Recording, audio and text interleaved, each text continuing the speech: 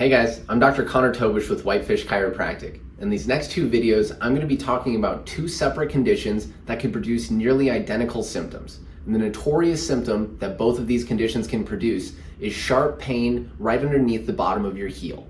The first condition would be a lumbar spine radiculopathy, which is just a fancy way of saying a nerve that runs out of your low back, down your leg, all the way to your heel. If that nerve is being irritated or compressed where it exits the spine, that could be producing the sharp pain in your heel.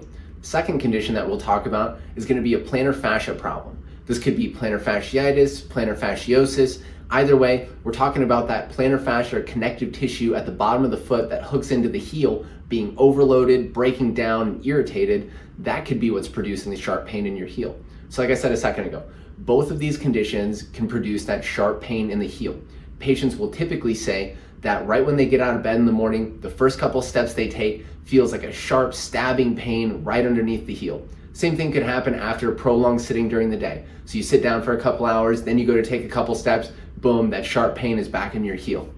So multiple things could cause these symptoms, which is why we need to do some testing to figure out what may be causing your heel pain. So next up, I'm gonna go over some simple tests that you can do at home to see if the pain that you're feeling is the source of a plantar fascia problem. And if these tests are positive, after that, I'm gonna go over some simple stretches and rehab exercises that you can start doing to start getting that problem taken care of.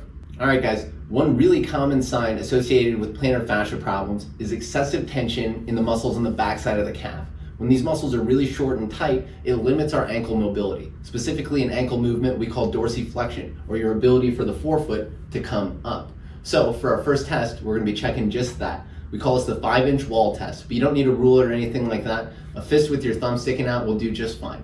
So use this guy to get your foot about 5 inches from the wall. Then we just wanna see, can you get your knee to the wall without your heel coming up? If you can, that's great. If you can't, this may be a piece of evidence that's making us think that your heel pain is coming from a plantar fascia problem. Another really common finding in patients dealing with plantar fascia problems is weakness in the intrinsic muscles of the foot, muscles that give the toes the ability to push down and grip. So that's what we're gonna check next with this toe grip test. All you have to do is take a seat, grab a business card, put the end of the business card underneath your 4 small toes. So place it under those toes, then you're gonna push those toes down hard and see, do you have good strength or can you slide the card out easily? If it slides out easily, this is more compounding evidence that your heel pain may be coming from a plantar fascia problem. All right, guys, the last test that we're gonna look at today is called the Wigness test. This is gonna be a test to put tension on the plantar fascia and see if it reproduces your symptoms. If you're doing this at home, grab a partner and just go stand on the edge of a step with your toes hanging off kind of like this. Evenly distribute your weight between your forefoot and your heel, then have your partner pick up on your big toe, kind of pull it up to its end range, and what we want to see is, does this reproduce your heel pain? If it does, this is a strong indicator that your symptoms are coming from a plantar fascia problem. All right, guys, the first little rehab exercise we're going to do for these plantar fascia problems is going to be simply rolling the bottom of your foot on a little golf ball. We do this to mobilize the tissue and help break up some of that fibrotic tissue in the plantar fascia. So all you need is a golf ball. You can toss that guy down on the ground, and then you're just gonna be rolling the foot up and down on the golf ball, working into that tender area in the plantar fascia. You can start pretty gentle and then progressively become more aggressive with it. I recommend doing it for 1 to 2 minutes. You can do this 2 to 3 times per day. All right, next up we're gonna look at a little stretch to help out with these plantar fascia problems. A lot of times we see patients pulling the big toe this way to stretch the plantar fascia. But the plantar fascia has already been overloaded and overstretched. So instead of adding to that, let's stretch these muscles on the top of the foot. So you can grab all your toes, gently pull them down this way till you feel a little stretch in the top of the foot.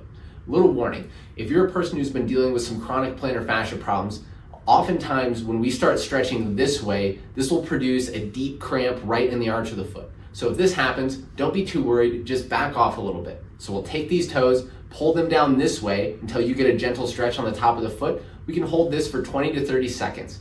We'll do 2 to 3 sets of this. You can do that 2 to 3 times per day. All right, guys, last thing we want to look at is a little bit of foam rolling to loosen up these muscles in the backside of the calf. So grab a foam roller, toss it on the ground, get your calf set up on top of it, and then you can just gently work into those tight and tender areas. I'd recommend doing this for about 2 minutes. You could do this twice a day. After you do it, come back to your 5-inch wall test and see if you've improved your ankle dorsiflexion.